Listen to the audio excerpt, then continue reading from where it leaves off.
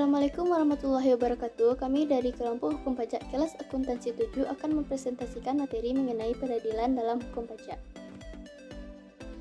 Yang beranggotakan Nadilawati, Nurul Utari, Sri Nurul Mawadah, Triandang Antika, dan Yeni Febrianti Putri.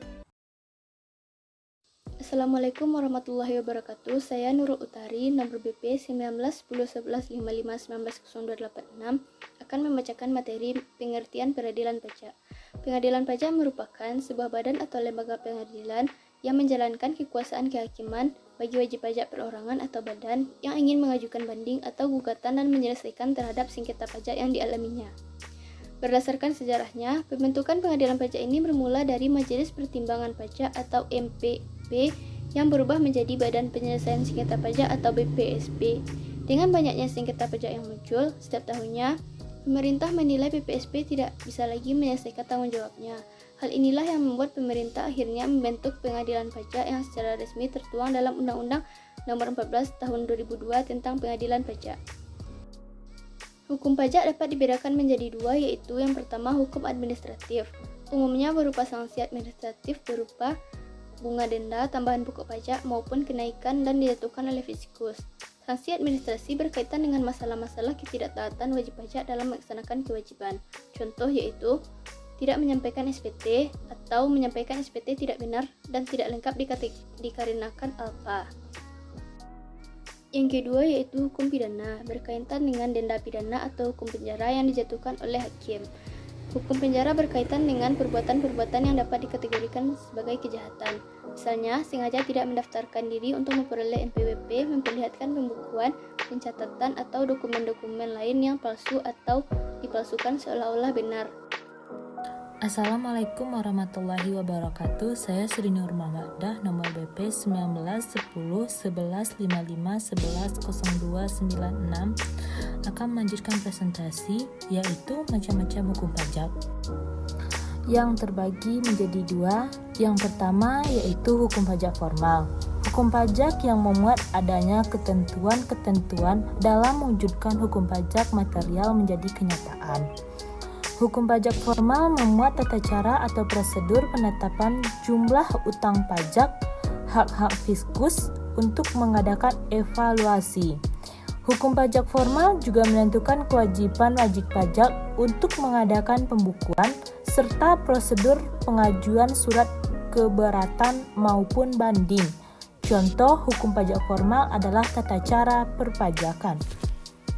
Yang kedua yaitu hukum pajak material. Hukum pajak yang memuat tentang ketentuan-ketentuan terhadap keadaan yang dikenai pajak, yaitu objek pajak, siapa yang akan dikenakan pajak, yaitu subjek pajak, dan siapa yang dikecualikan dengan pajak, serta berapa jumlah yang harus dibayar atau tarif pajak. Contoh hukum pajak material adalah pajak penghasilan atau PPh dan pajak pertambahan nilai atau PPN. Selanjutnya yaitu wewenang peradilan pajak yang diatur dalam pasal 31, 32, dan 33 Undang-Undang Nomor 14 Tahun 2002 sebagai berikut.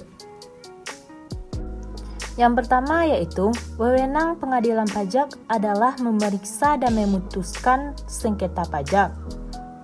Yang kedua, dalam hal banding, pengadilan pajak hanya berwenang untuk memeriksa dan memutuskan sengketa atas keputusan keberatan kecuali ditentukan oleh peraturan perundang-undangan yang berlaku.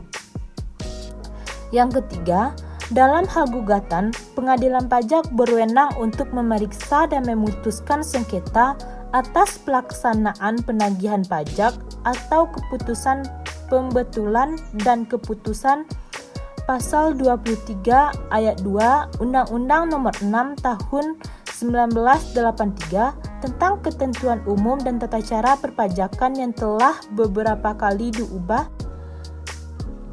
Yang terakhir dengan Undang-Undang Nomor 16 Tahun 2000 dan peraturan perundang-undangan perpajakan yang berlaku.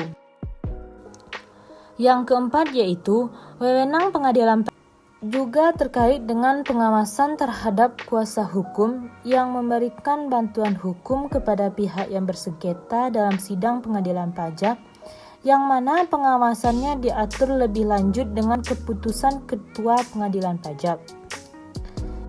Kelima yaitu, sebagai pengadilan tingkat pertama dan terakhir, keputusan pengadilan pajak bersifat final. Artinya, keputusan pengadilan pajak atas sengketa pajak tidak dapat diajukan gugatan peradilan umum. Dan yang keenam yaitu, pengadilan pajak memiliki kuasa untuk memanggil dan meminta data atau keterangan yang bersangkutan dengan sengketa pajak dari pihak ketiga guna keperluan pemeriksaan sengketa pajak sesuai peraturan perundang-undangan yang berlaku. Baiklah, perkenalkan nama saya Yeni Febrianti Putri, BP 19101155110301, yang akan melanjutkan presentasi tentang keberatan dan banding. Yang pertama yaitu keberatan. Wajib pajak dapat mengajukan keberatan atas suatu yang pertama, surat ketetapan pajak kurang bayar atau SKPKB. Yang kedua, surat ketetapan pajak kurang tambahan atau SKPKT. Yang ketiga, surat ketetapan lebih bayar ya atau SKPLB. Yang keempat, surat ketetapan pajak nihil atau SKPN. Yang kelima, pemotongan atau pemungutan oleh pihak ketiga. Yang kedua yaitu banding.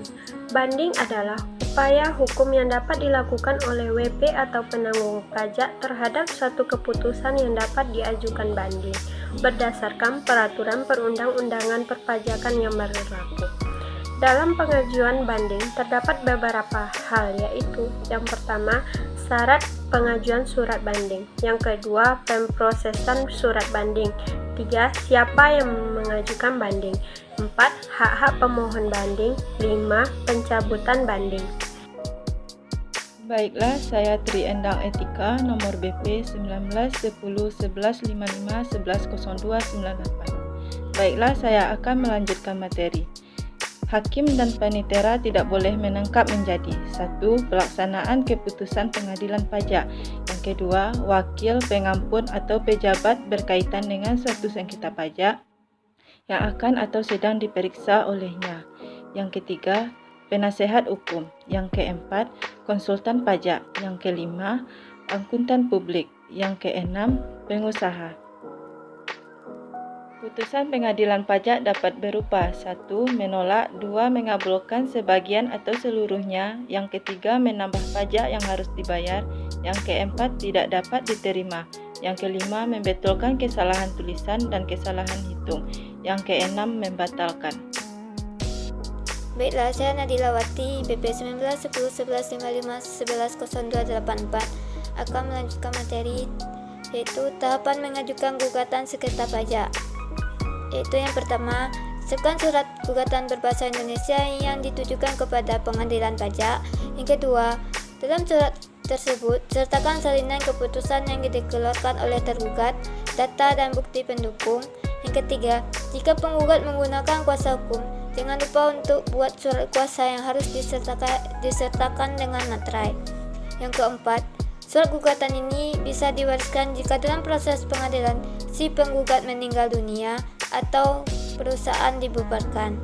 Yang kelima, sampaikan surat gugatan, uraian gugatan, dan bantahan antara wajib pajak dan yang digugat. Yang keenam, dalam proses persidangan, penggugat bisa menjelaskan secara langsung gugatan dan bukti-bukti kuat yang terkait sengketa pajak. Yang ketujuh, penggugat juga bisa mengajak saksi yang memang mengetahui sengketa pajak yang dialami penggugat. Dalam proses keputusan akad pengadilan, penggugat harus hadir. Contoh kasus yaitu kasus PT Managrokimia mengajukan keberatan atas surat ketetapan pajak dan keberatan ditolak, maka wajib pajak dapat mengajukan banding. Penyelesaiannya, maka sesuai dengan keputusan Hakim Mahkamah Agung, kembali menetapkan dan menguatkan putusan pengadilan jaksa sebelumnya bahwa PT Managrokimia dikenakan sanksi bunga atau administrasi dalam pembayaran pajak berdasarkan pasal 8 ayat 2 dan pasal 2A dan pasal 18 Undang-Undang Ketentuan Umum Perpajakan yaitu surat tagihan pajak, surat ketetapan pajak kurang bayar, surat ketetapan pajak kurang bayar tambahan, dan surat keputusan pembetulan, surat keputusan keberatan putusan banding, serta putusan peminjaman kembali yang menyebabkan jumlah pajak yang masih harus dibayar bertambah, merupakan penagihan pajak. Baiklah, sekian dari video presentasi kami. Jika ada kesalahan mohon dimaafkan. Kami akhiri dengan wabillahi taufik wal hidayah. Wassalamualaikum warahmatullahi wabarakatuh.